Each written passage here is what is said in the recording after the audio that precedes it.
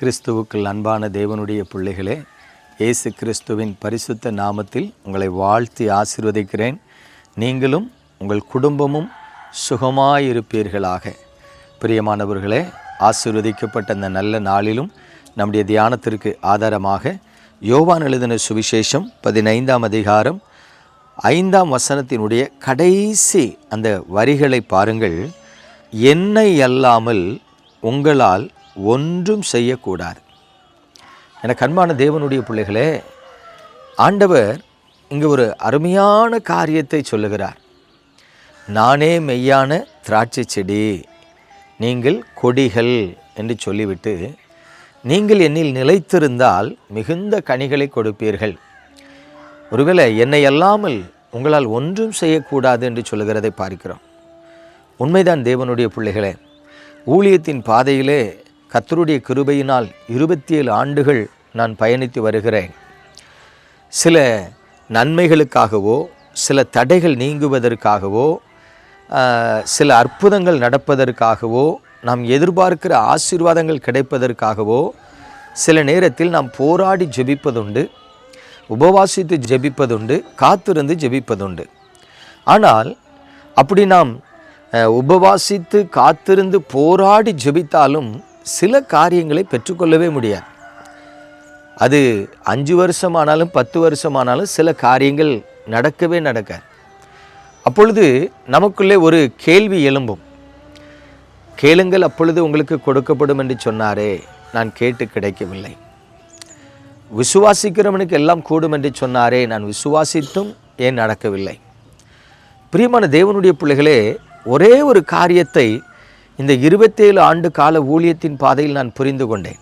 என்னவென்று சொன்னால், அதாவது சில அவசியமான காரியங்களில் தேவன் நாம் ஜெபிக்கும் பொழுது அற்புதங்களை செய்கிறது பார்க்கிறோம். அதே நேரத்தில் சில காரியங்களுக்கு நாம் எத்தனை போராடி ஜெபித்தாலும் தேவ சமூகத்திலிருந்து பதிலே வராமல் இருக்கிறதையும் பார்க்கிறோம். ஏன் அவ்வாறு அவர் நடத்துகிறார் புரியாது. நம்முடைய புத்திக்கு எட்டாத சில காரியங்களையும் தேவன் நமது வாழ்க்கையிலே செய்கிறார்.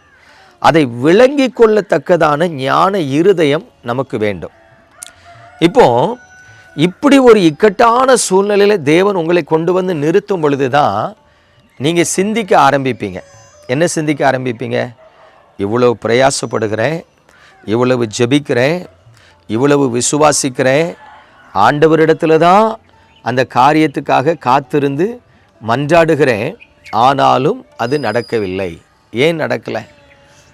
அப்படி நடக்கலைன்னு சிந்திக்க ஆரம்பிக்கும் பொழுது தான் நமது சிந்தையில் ஒரு எண்ணம் வரும், கர்த்தருக்கு சித்தமானது அவர் கையினால் வாய்க்கும்.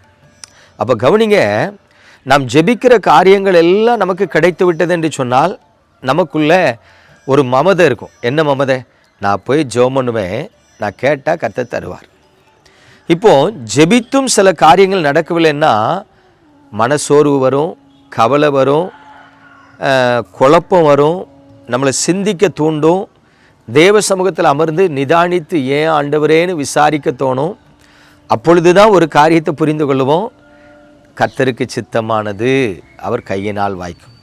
அப்போ நல்ல கவனிங்க, தேவனால் அழைக்கப்பட்டு அவரிடத்தில் அன்பு கூறுகிற தேவ பிள்ளைகளாகிய நமது வாழ்க்கையில் முதலாவது தேவ சித்தம் நிறைவேற வேண்டும். அதுதான் தேவன் நம்மிடத்தில் எதிர்பார்க்கிறது. ஆனால் நம்முடைய சைடில் இருந்து நம்ம என்ன பார்க்குறோம்? அவர் தேவன், நாம் அவருடைய பிள்ளைகள், அவருடைய நாமத்தில் எதை கேட்டாலும் தருவார்.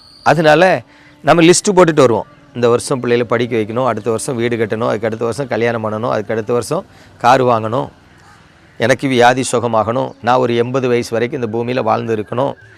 நம்முடைய பாதுகாப்புக்காக, நம்முடைய ஆசீர்வாதங்களுக்காக, நம்முடைய மன விருப்பத்துக்காகவே நம்ம ஜெபிப்போம். பார்த்துருக்கீங்களா? நம்மை குறித்த தேவ சித்தம் என்ன என்கிறத புரிந்து கொள்ளாமலே ஓடிக்கிட்டு இருப்போம்.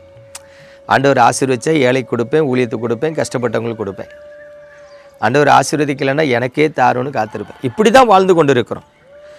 எப்பொழுது ஒரு உபத்திரவம் வருகிறதோ, எப்பொழுது ஒரு நெருக்கம் வருகிறதோ, எப்பொழுது நாம் விரும்புகிற காரியம் தடைபடுகிறதோ, அப்பொழுது தான் நிதானிக்க ஆரம்பிப்போம். ஆண்டவரே ஏன் அப்பா, ஏன் தடைபடுகிறது?